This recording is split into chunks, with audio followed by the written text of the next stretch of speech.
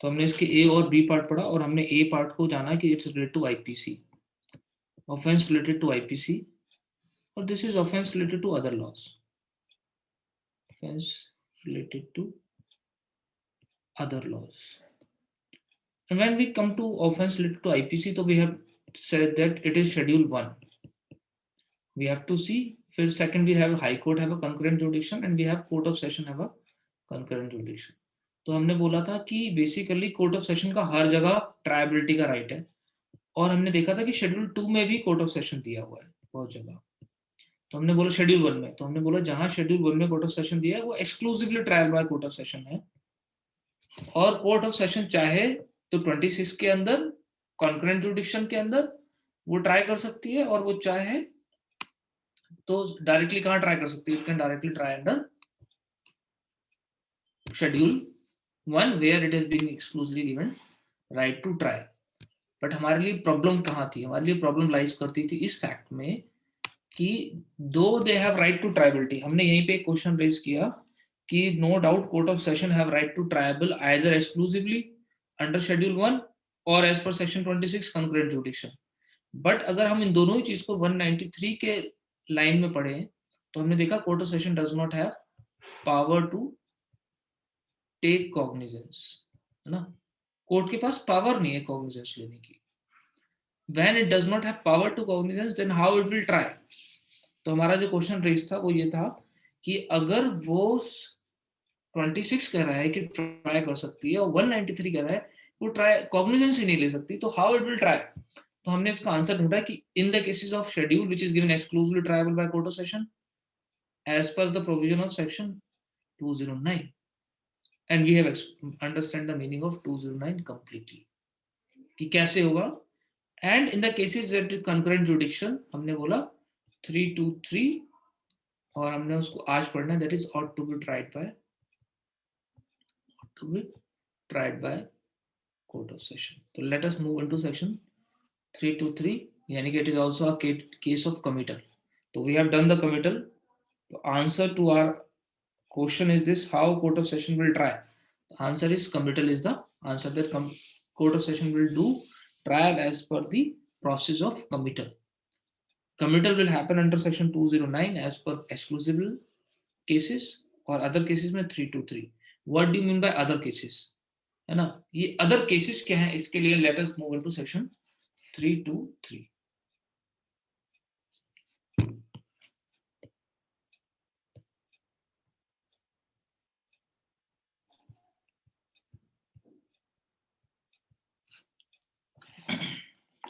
Let me read for you.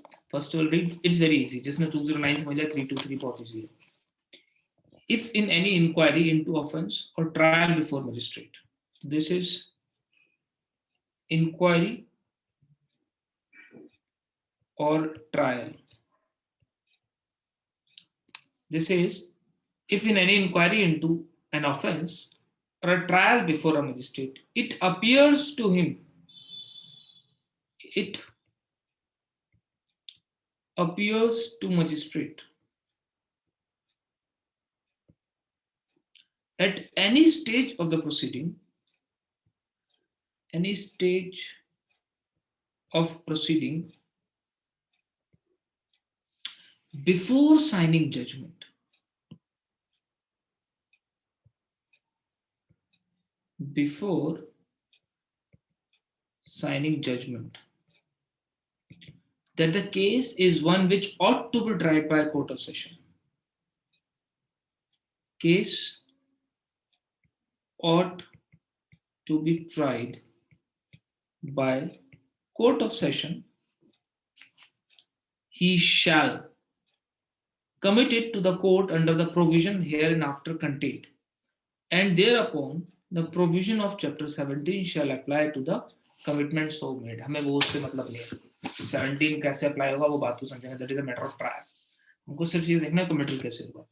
तो basically what they are saying, section 232 कहता है at any stage.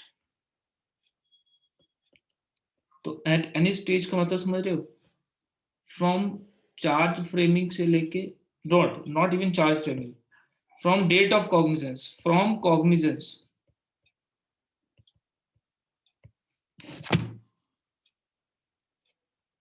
From the date of cognizance till what? Till before signing judgment.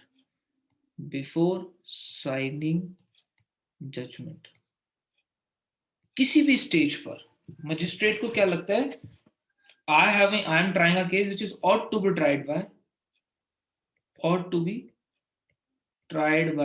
Court of session. ought to be tried by court of session को समझना पड़ेगा। What do you mean by ought to be tried by court of session? he can do the committal। तो judicial magistrate first class के पास 323 में power है कि वो किसी भी स्टेज पे कमिटल कर सकता है, एंड कोर्ट ऑफ सेशन के पास as per section 26 concurrent jurisdiction है कि वो उसको ट्राई कर सकती है ना।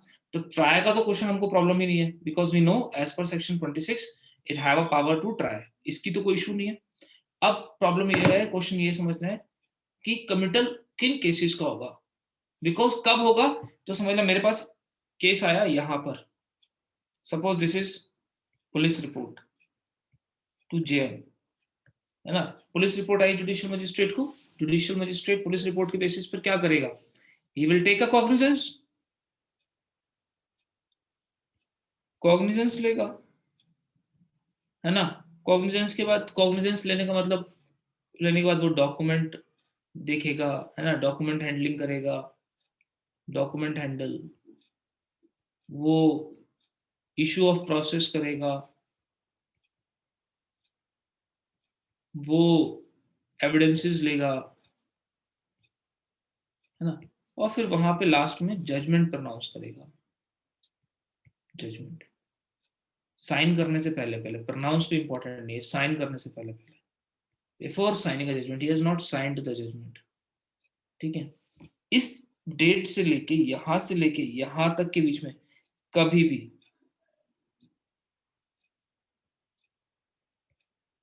he can commit case to court of session, वो डायरेक्टली कोर्ट ऑफ सेशन को कमिटल कर सकता है। यहां तक किसी को issue, please any person having issue regarding this? Aastha बेटा क्लियर है, शिवानी बेटा क्लियर है, श्रेया बेटा क्लियर है, नॉट क्लियर? श्रेया सेन बेटा क्लियर और नॉट क्लियर? ठीक है, अब कमिटल करेगा कैसे? हाँ, या फिर मैं बोलूंगा वाई, बोलते हैं ought to be tried by court of session, that it appears to magistrate that case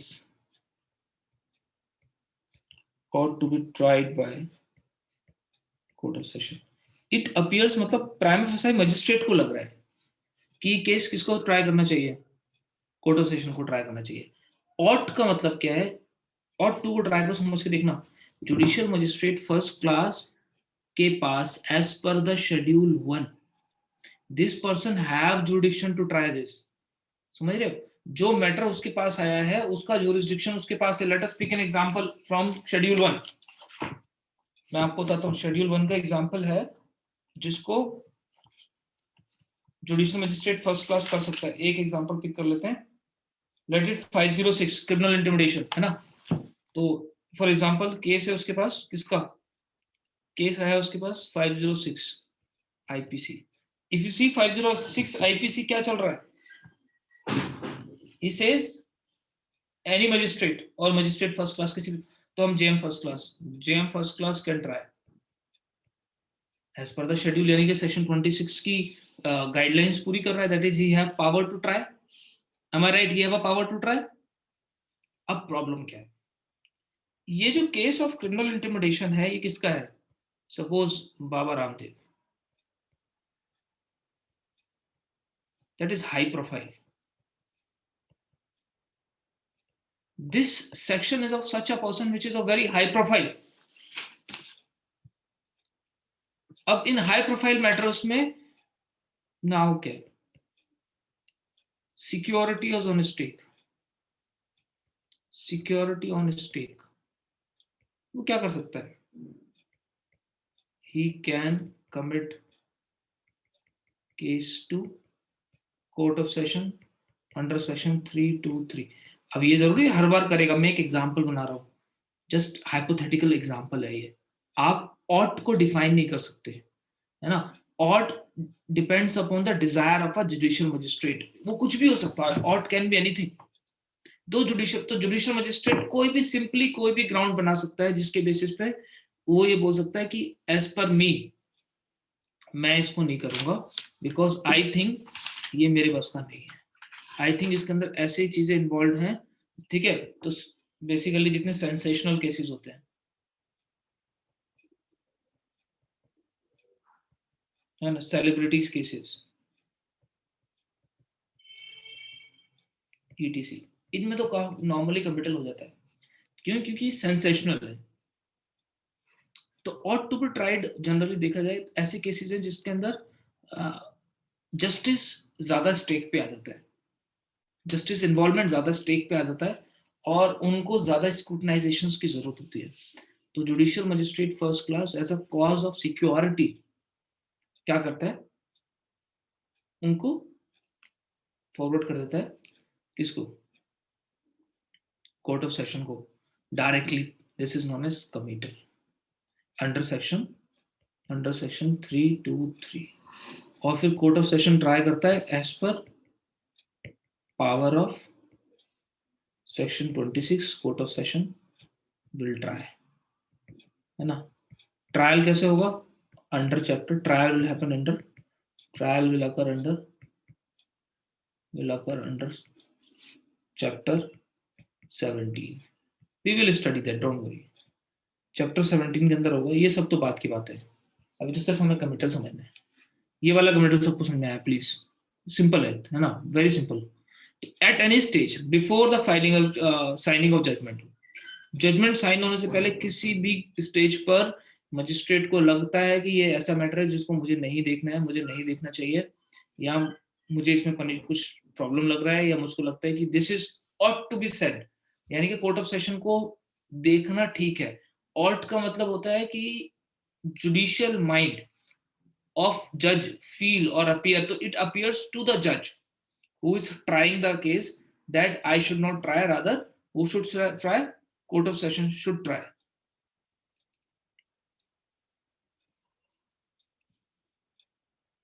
नहीं, this is not a situation 323 जो है वो कोई, देखिए सेक्शन 209 में क्या है, यहाँ पे मैंडेटरी है, मैंडेटरी कमिटल है, you have to commit it. यहाँ पे 323 क्या है, आपका डिस्क्रिशनरी है, इट्स अ डिस्क्रिशनरी। अगर आप करना चाहते हो तो, आप नहीं करना चाहते हो तो आप ट्राई करो, इट हैव नो इशू। कितने सेंसेशनल केस हो, अगर आपको शेड्यूल 1 के अंदर पावर है, you can try it always, why not, nobody can stop you. It is to you yourself feeling that I should not try, rather my senior should go in for it, so it is upon your wish। तो this is completely discretionary। यहाँ पर अगर आपने committal नहीं किया, it's a failure of justice, failure of justice, है ना। यहाँ पर अगर कमिटल नहीं किया 209 में, वो result into failure of justice, पूरा ट्रायल ही खराब हो जाएगा। This never result into failure of justice, never result in failure of justice। तो this cannot be the ground कि it is ought to be tried by, तो ought to be try तो वो जज की विश है ना, उसकी मर्जी है। तो जरूर थोड़ी हर सेंसेशनल केस जाएगा या हर हाई सेलिब्रिटी केस जाएगा, नहीं। I have just given few example which normally magistrate think that it is ought to be tried by, but these are mere examples, वो भी hypothetical examples हैं। It will happen in these cases, this is not necessary। ऐसा ही होगा इन cases में, ऐसा नहीं है, ठीक है। तो 323 बेसिकली अलग से एक डिस्क्रिशनरी पावर मजिस्ट्रेट को दी गई है, जहां पर वो अपनी इस पावर को यूज करके कोर्ट ऑफ सेशन को बोल सकता है आप ट्राई करो। और सेक्शन 26 में तो ऑलरेडी कोर्ट ऑफ सेशन को कंकरेंट जुरिडिक्शन मिला हुआ है, तो उसको ट्राई करने में कोई प्रॉब्लम होगी नहीं। है ना, और cognizance judicial magistrate first class ले ही चुका है। Are you done with this? Please, कितना को समझ में आया?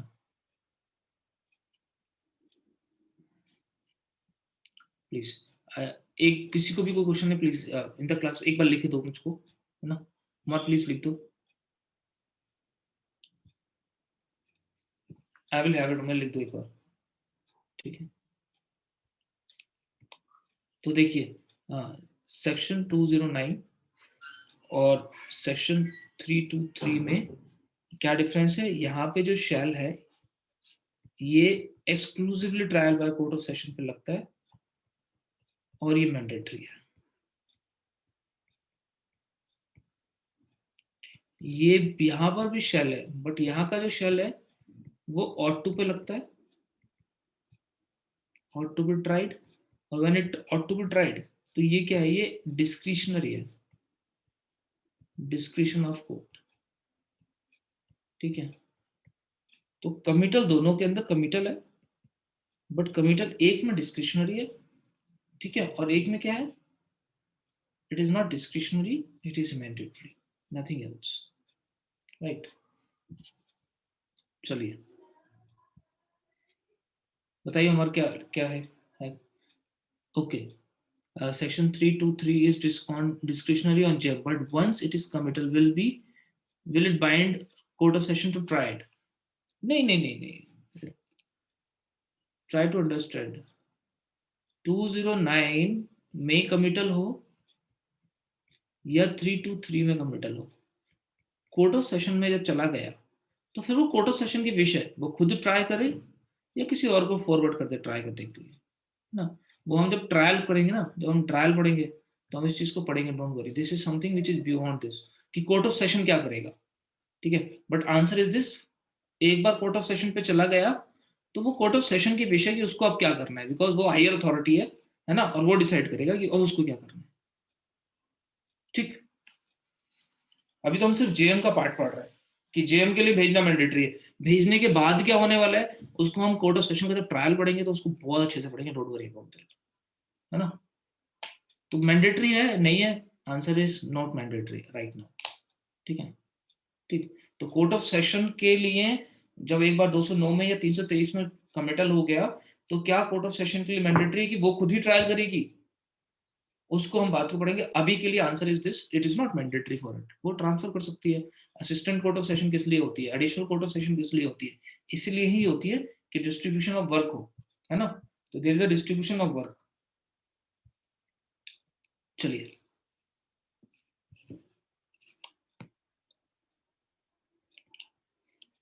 हाँ, मैं एक चीज आपको बड़े लाइक जो लोग मेरे से बिल्कुल अभी अभी जुड़े हैं, इट्स गुड कि आप बहुत ज्यादा क्यूरियस हैं, बट मेरी क्लास का एक बड़ा सिंपल फंडा रखेंगे हम I will make things unfold step by step.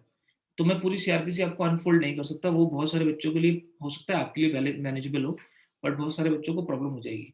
But हाँ, डोंट वरी अबाउट इट, एक एक चीज हम अनफोल्ड करेंगे धीरे धीरे, तो आप, हमारी कॉपी ऐसे ही चलती है, it keep on connecting, don't worry.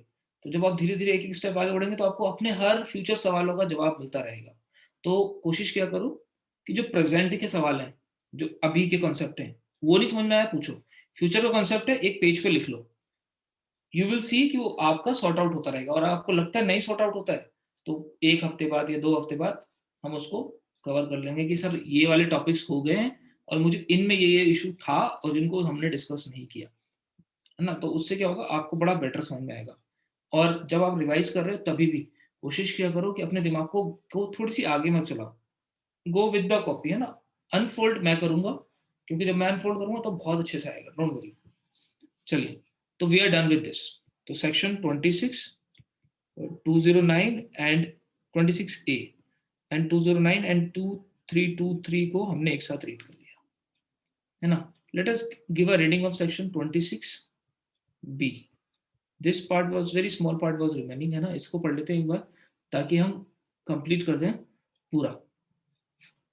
Let us go into section 26 clause B।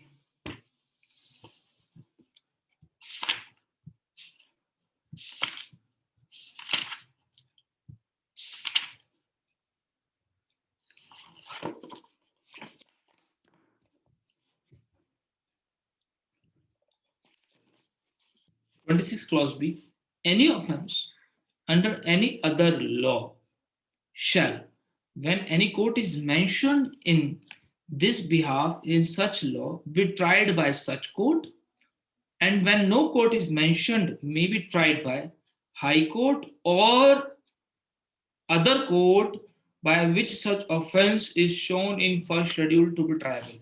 So basically this is for other offenses. पहला सवाल है sir, what do you mean by other offenses? For example, Motor Vehicle Act. For example, Prevention of Corruption Act. No. For example, Money Laundering Act.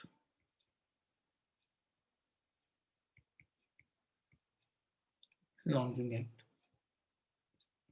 For example,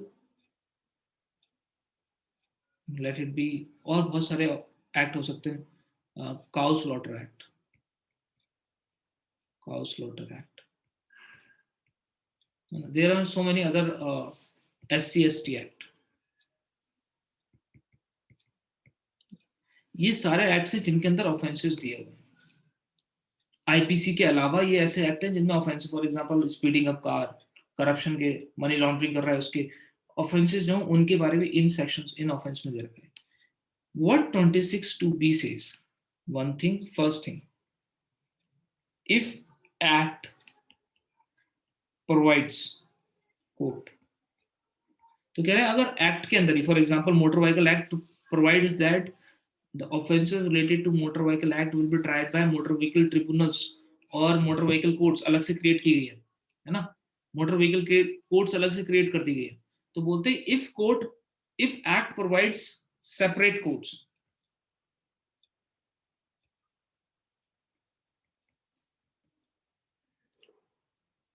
they will try, है ना, वो try करेंगे. This is if no special court provided.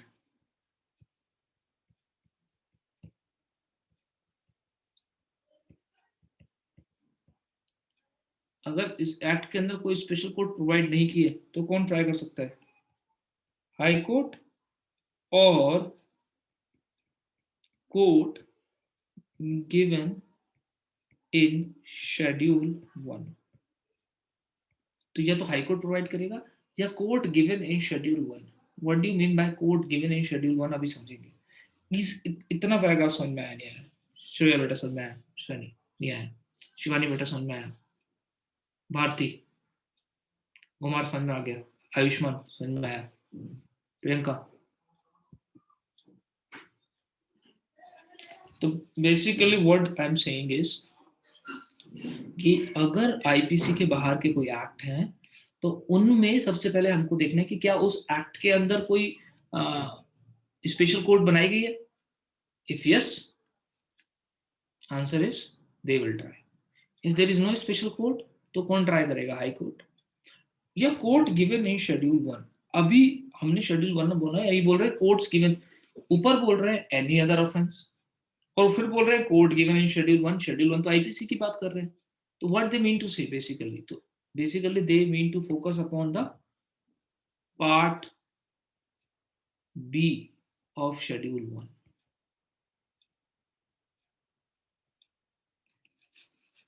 ये किसकी बात कर रहे हैं? Part B of the schedule 1. What is part B of schedule 1? Let us see part B of schedule 1.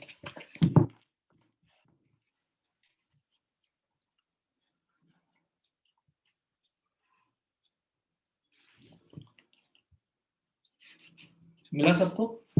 IPC के 511 सेक्शन के जस्ट नीचे, ठीक है, सेकंड क्लासिफिकेशन करके लिखा होगा. That is part B of schedule 1, यानी कि वी कैन से, या फिर part 2 of schedule 1, part second of schedule 1. सबको मिला? And this simply says classification offence against other law. तो बेसिकली ये अदर लॉ का क्लासिफिकेशन कर रहे हैं, यानी कि आईपीसी के अलावा अगर कोई और लॉ है तो उसमें ट्रायल कैसे होगा, that is given under part 2 of schedule 1। वो पार्ट 2 में दे रखा है शेड्यूल 1 के। कैसे दे रखा है, लेट अस सी। मैं पढ़ता हूं आप लोगों के लिए और ये आपको याद रखना है।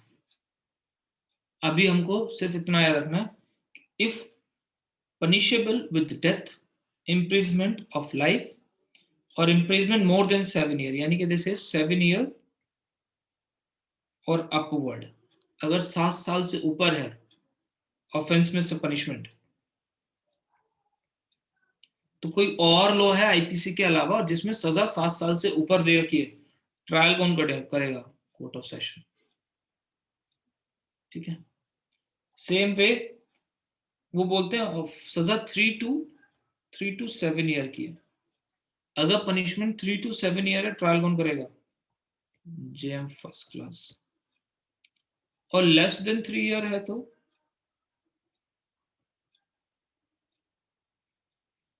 कौन करेगा, एनी मजिस्ट्रेट। Any magistrate.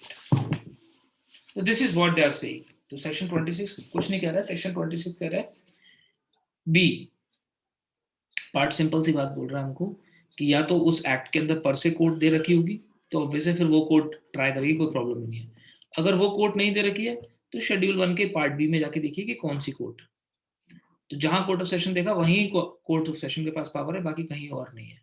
बाकी सब जगह क्या है, हाई कोर्ट की, तो obviously high court is top most. तो हाई कोर्ट क्या है, हाई कोर्ट हर जगह ट्राई कर सकती है ना। हाई कोर्ट के पास तो कंकरेंट जुडिक्शन है ही, उसकी तो प्रॉब्लम ही नहीं है, कॉन्स्टिट्यूशनल जुडिक्शन भी है, नहीं। तो ये डिफरेंस है। तो दिस इज सेक्शन 26 ए और 26 बी। क्लियर हुआ, सिंपल, वेरी सिंपल।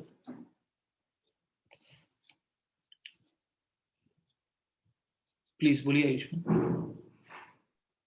सर ये जो लेस देन 3 इयर्स में एनी मैजिस्ट्रेट लिखा हुआ है तो जेएम सेकंड क्लास भी हो सकता है, राइट? पर से जब भी एनी मैजिस्ट्रेट लिखा होता है that means JM second class तो पर से इंक्लूडेड है ना। कैसे तो इंक्लूड सर जेएम सेकंड, जब आयुष्मान जब कैसे इंक्लूड करेगा वो हम पढ़ेंगे 190 में, डोंट वरी अबाउट दैट। नहीं सर, मैं इस पार्ट पे था कि जेएम सेकंड क्लास पनिशमेंट तो 1 साल तक नहीं दे सकता है ना। अभी हम आएंगे, डोंट वरी अबाउट दैट। मैं वहीं पे आता हूं, next concept, don't worry about that ना। वेट करा करो मेरी क्लास में, हर चीज, डोंट वरी। मैं प्लीज आपसे रिक्वेस्ट करूंगा कि भूल जाओ सारा कुछ जितना पढ़ा है, मजा आएगा पढ़ने में। अगर आप याद कर लोगे तो बड़ी प्रॉब्लम होने वाली है, क्योंकि मैं बहुत हल्के हल्के चलता हूँ और आपको लगेगा अच्छा ये वाला कॉन्सेप्ट, क्यूरियोसिटी आएगी। ठीक है, तो आपको आंसर पता ही नहीं होना चाहिए। आपको आंसर पता है तो फिर आपको समझने में प्रॉब्लम हो जाएगी। चलिए, ये हुआ, क्लियर हुआ, इतना कंसेप्ट क्लियर हुआ प्लीज, इज इट क्लियर? तो अभी हमारा सेक्शन 26 कंप्लीट है। सेक्शन 26 का सिर्फ एक छोटा सा प्रोवाइजो है, वो रीड कर लेता हूं। गिवन अंडर सेक्शन 26 की क्लॉज ए का प्रोवाइजो सिर्फ रीड करना है, वो कुछ नहीं है। आपको पता होना चाहिए कि ये एग्जिस्ट करता है because it is added recently. ठीक है, and that's why you should know. तो this is being added in 2009। Basically कुछ नहीं करना, इसके अंदर अमेंडमेंट भी हुआ है 2018 के अंदर, कि जितने भी रेप केसेस हैं, सेक्सुअल असॉल्ट के केसेस हैं, उसका जो ट्रायल करेगी वो कोशिश होनी चाहिए कि किसका होना चाहिए, कौन करना चाहिए, वुमेन शुड प्रिसाइडेड। तो trial of offence against women, offences against women must be done by court presided by woman judge। Simple, इतना याद रखना है ना। तो ये सिंपल सर, ये प्रोवाइजर गिवन है। तो ये कभी भी जब भी वुमेन ऑफेंसेस की बात होगी तो उसकी प्रिसाइडिंग ऑफिसर कोशिश होनी चाहिए, it is not mandatory but they should try that it be done by women जज। चलिए, अब मुझे एक छोटा सा कंसेप्ट आपको और देखना है। एक सवाल है जिसको मुझे रेज करना है, वो सवाल ये है कि हमने सेक्शन 28 और 29 जब पढ़ा तो हमने एक चीज देखी, क्या, can anyone tell me high court कितनी पनिशमेंट दे सकता है? कितनी पनिशमेंट दे सकता है, हमने पढ़ाया any, am I right? Court of session कितनी पनिशमेंट दे सकता है? Any, am I right? Death subject to confirmation, है ना, डेथ की कंफर्मेशन की नीड है। सेम वे एडिशनल कितनी दे सकता है, कोई बताएगा? Additional 10, M I right? 10 year. और सीजीएम कितनी दे सकता है? 7 year, M I right? JM first class कितनी दे सकता है? 3 ईयर, एम आई राइट? और जेएम सेकंड कौन दे सकता, कितनी दे सकता है? प्लाव, जल्दी बताओ, जेएम सेकंड 500 साल। जेएम सेकंड कितनी देगा, जल्दी फास्ट लिखो जल्दी। Very good, very good, 1, absolutely right Umar, absolutely right, it's 1 year. ये हमने पढ़ा है। अगर आप मेरे साथ शेड्यूल 1 में चलें एक बार और, let us go into schedule 1, हम कुछ चीज देखते हैं। हम शेड्यूल 1 बहुत बार खोलेंगे, don't worry.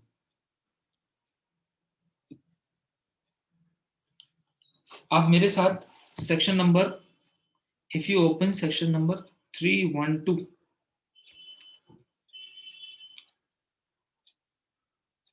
And you see column number 3, हम कॉलम नंबर 3 देखते हैं ना।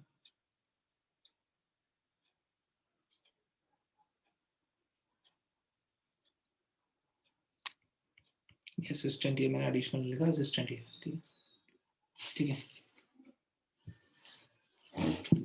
अगर आप देखेंगे 312 तो एक चीज देखेंगे, 312 का कॉलम आप देखिए, if women is quick with the child, 312 में लिखा हुआ है, इफ सेकंड पैराग्राफ में, if women is quick with the child, तो उसकी पनिशमेंट कितनी देखिए, इम्प्रिजमेंट फॉर 7 ईयर। कितनी पनिशमेंट दे रखी है? पनिशमेंट कितनी है? 7 ईयर। समझ लीजिएगा बात को, पनिशमेंट कितनी दे रखी है? 7 ईयर्स। और अगर आप इसके 6th कॉलम में जाएंगे, 6th कॉलम में जाएंगे तो ट्राई कौन कर रहा है? JM first class, am I right? Try कौन कर रहा है? JM first class. ऐसे ही अगर आप, if you just hold on, if you pick up an example, I can pick you more examples of like this.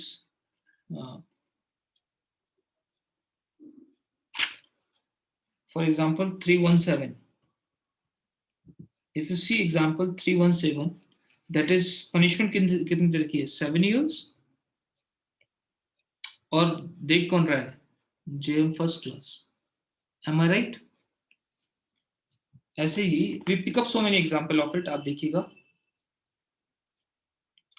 3 Okay, I found this on the web. Just hold on. अगर आप देखेंगे 3 to 4, आप 3 to 4 देखेंगे तो 3 to 4 क्या बोलता है? 3 to 5 देखिएगा, बेटर है 3 to 5, that is good answer for us. Voluntary causing grievous hurt, कितनी पनिशमेंट दे रखी है? 7 ईयर। कौन ट्राई करेगा? Any magistrate. एनी मजिस्ट्रेट को मैं लिख सकता हूं बेसिकली जेएम सेकंड भी कर सकता है, एम आई राइट? आप देखेंगे कि अजीबोगरीब सिंक्रोनाइजेशन है कि 312 में पनिशमेंट है 7 साल, जबकि जेएम 1 दे सकता है कितना? 3 ईयर ओनली, ट्रायल करेगा। 317 में जेएम फर्स्ट क्लास, उसके पास पावर ही 3 साल की, वो 7 साल कैसे देगा? और यहाँ पे तो जेएम 2, उसके पास तो पावर ही 1 साल की है, वो 7 साल कैसे देगा? तो बेसिकली आप अगर कॉलम 2 को सेक्शन 28, 29 के साथ कंपेयर करेंगे तो यू विल फाइंड दैट उन जजेस के पास राइट टू ट्राई है जिनके पास राइट टू पनिशमेंट नहीं है। तो जितनी पनिशमेंट है उतनी पनिशमेंट देने की पावर ही नहीं है। तो जेएम फर्स्ट क्लास ट्राई तो कर सकता है बट पनिशमेंट की पावर नहीं है। इसका क्या सोल्यूशन है? सिचुएशंस का सोल्यूशन क्या है? For example this is the situation that JM one tries the offense want to punish for more than 3 years, ठीक है? क्योंकि 7 ईयर की punishment, he want to punish more than 3 year, he cannot do so, he cannot do so as he is not empowered to punish beyond 3 years. यही चीज है ना, यही तो प्रॉब्लम आएगी. ट्राई तो उसने कर लिया, तो मैं I am judicial magistrate first class, as per column 6 मेरे पास ट्रायबिलिटी की पावर थी, मैंने ट्राई कर लिया, है ना. मेरे को 323 में वो ought to be tried by court of session लगा ही नहीं, मैंने खुद ही ट्राई कर लिया. यही तो हुआ, क्योंकि मेरे को कोई ऑट टू, देखिए ना, अगर ऑट टू लगता तो मैं कोर्ट ऑफ सेशन को भेज देता, कोई प्रॉब्लम ही नहीं होती, बट मुझे लगा ही नहीं ऑट टू, मैंने भेजा नहीं, मैंने खुद ट्राई किया. अब जब पनिशमेंट की बारी आ रही है, तब मुझे लग रहा है कि यार मुझे इसको 3 साल से ज्यादा की सजा देनी है, बट मेरे पास तो 3 साल की पावर है. अगर ऐसी प्रॉब्लम आती है तो answer to this question is submission. Submission to CJM. वो क्या करेगा, वो सीजीएम को सबमिट कर देगा अंडर सेक्शन 325. तो आंसर क्या है, सेक्शन 325 में मजिस्ट्रेट के पास पावर है कि अगर he is not able to punish, or if the case which he has tried, he found that he is not able to give the punishment which he want to give, that he is not entitled to or empowered to give the punishment which he desire to give, तो वो जितनी सजा देना चाहता है, जितनी सजा देने के वो इच्छुक है, उतनी सजा देने के लिए वो सक्षम नहीं है ना. वो क्या करेगा, he can submit, this is known as submission, he can submit the case to the CGM for what, for punishment, not for trial, it's for punishment. Make the submission to the punishment. This provision is given under section 325. Let us read section 325.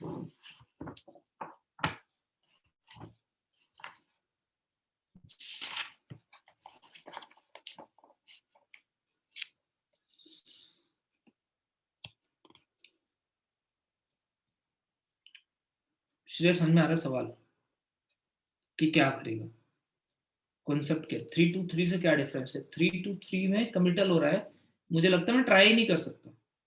325 में committal नहीं हो रहा है, मैंने try किया है. क्यों, क्योंकि जेएम फर्स्ट क्लास के पास पावर थी, मैं जेएम फर्स्ट क्लास हूँ, शेड्यूल 1 में मेरे पास पावर थी, मैंने ट्राई कर लिया. ये शेड्यूल 1 के पार्ट 2 में मेरे पास पावर थी, मैंने ट्राई कर लिया.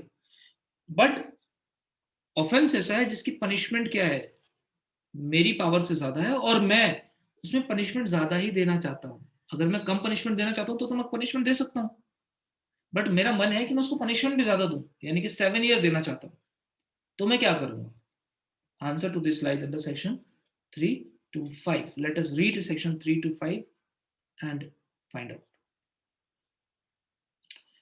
Whenever a magistrate is of opinion, after hearing the evidence for prosecution and the accused, that the accused is guilty and he ought to receive the punishment different in kind, form, or more severe than that which such magistrate is empowered to inflict, or being a magistrate of first class, second class, is of opinion that accused ought to be required to execute a bond under section 106, he may record the opinion and submit his proceeding and forward the accused to CGM to whom he is subordinate. तो simple, वो 106 वाला नहीं पढ़ना है हमको, that is not our cup of tea right now.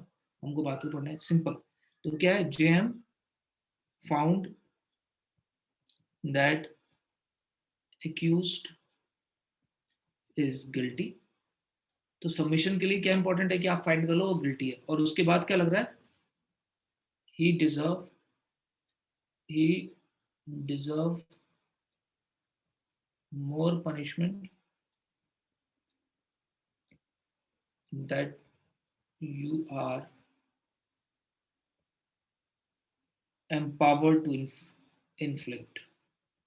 तो जितनी punishment आप एम्पावर्ड उससे ज्यादा दोगे तो आप सबमिशन करोगे. This is done under section, ठीक है. और उसके बाद सीजीएम के पास पावर आ जाती है, वो री एग्जामिन कर सकता है, सब कुछ कर सकता है, वो हम पढ़ेंगे बात. तो दिस इज 325. तो आयुष्मान, आपको आपका आंसर मिल गया कि कैसे करेगा JM second class. It is always been done submissions. तो वो ट्रायल कर सकता है और ट्रायल के बाद is always be done submissions. ठीक है, डोंट वरी, 3 to 5 में हम दोबारा से आएंगे जब मैं सीजीएम की पावर्स आपको अलग से पढ़ा रहा हूँ। ठीक, तो दिस इज 3 to 5।